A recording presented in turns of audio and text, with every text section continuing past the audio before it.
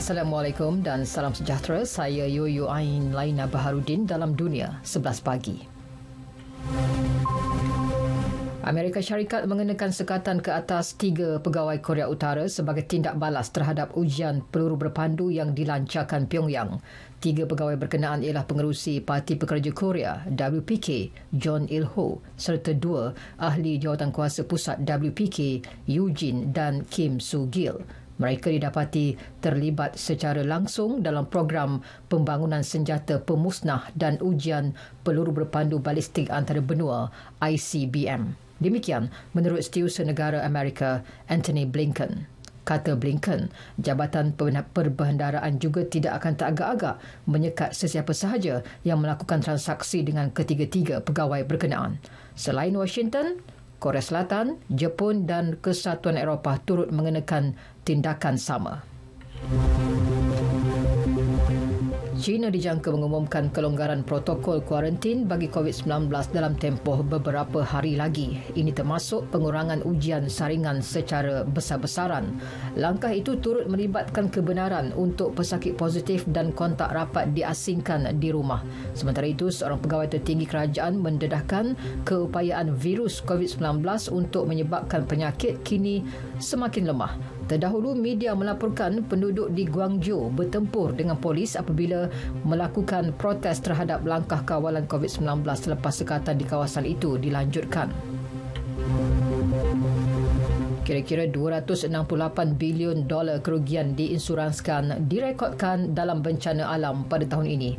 Ini terutama akibat taufan Ian dan cuaca ekstrim. Demikian menurut anggaran syarikat insurans terkemuka Swiss Re. Menurut kumpulan berpangkalan di Zurich itu, taufan Ian mencatatkan kerugian insurans termahal pada tahun ini dengan anggaran $50 hingga $65 bilion.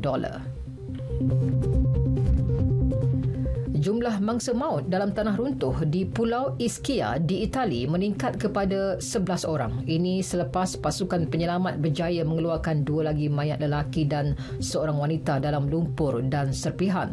Menurut pihak berkuasa, pencarian diteruskan untuk mengesan mangsa terakhir yang dilaporkan masih hilang. Sementara itu, ahli geologi Anilo Di Iorio berkata terdapat risiko tinggi tanah runtuh berulang di bandar Casamicciola Terme. Ia berikutan aktiviti penerbangan hutan, pembangunan berlebihan selain kurangnya strategi mitigasi. Sukan bola sepak Piala Dunia Qatar, Jepun mara ke pusingan 16 terbaik selepas melakar kejutan dengan menewaskan Spanyol 2-1 dalam aksi kumpulan E di Stadium Antarabangsa Khalifa awal pagi tadi. Meskipun tewas, namun Spanyol tetap mara dengan kelebihan gol mengatasi Jerman walaupun kedua-dua pasukan terikat 4 mata. Sekaligus menyaksikan skuad di Manshaf yang menewaskan Costa Rica 4-2 di Stadium Al-Bait tersingkir di peringkat kumpulan. Isnin depan, Jepun akan bertemu Croatia manakala Spanyol menentang Maghribi pada keesokan hari. Terdahulu, Maghribi layak menyertai kelompok 16 pasukan terbaik Piala Dunia buat pertama kali dalam tempoh 36 tahun selepas menewaskan Kanada 2-1 dalam perlawanan kumpulan F. Hakim Ziyech meletakkan pasukan dari Afrika Utara itu di depan seawal minit keempat sebelum Youssef En-Nesyri menjaringkan gol kedua pada minit ke-23. Namun, kesilapan pertahanan Maghribi Naif Agued menjaringkan gol sendiri membolehkan Kanada meraih gol sagu hati pada minit ke-40. Sementara itu, jurulatih Belgium Roberto Martinez meletak jawatan selepas tersingkir daripada saingan Piala Dunia Qatar. Pasukan ranking kedua dunia itu sekadar seri tanpa jaringan ketika bertemu naib juara 2018 Croatia dalam perlawanan terakhir kumpulan F.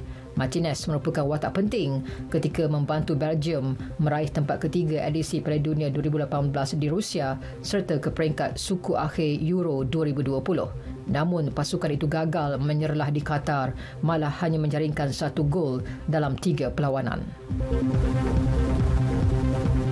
Malaysia antara 3 negara baharu yang disenaraikan sebagai tuan rumah jelajah dunia Persekutuan Badminton Dunia BWF Super 100 bagi 2023 dan 2024. Menurut kenyataan BWF, kejohanan dikenali sebagai Malaysia Super 100 itu akan diadakan pada 31 Oktober hingga 5 November tahun depan dan 15 Oktober hingga 20 Oktober 2024. Mata ranking yang diperoleh dalam kejohanan Super 100 akan menentukan kelayakan bagi jelajah dunia akhir BWF selain kelayakan untuk Sukan Olimpik Paris.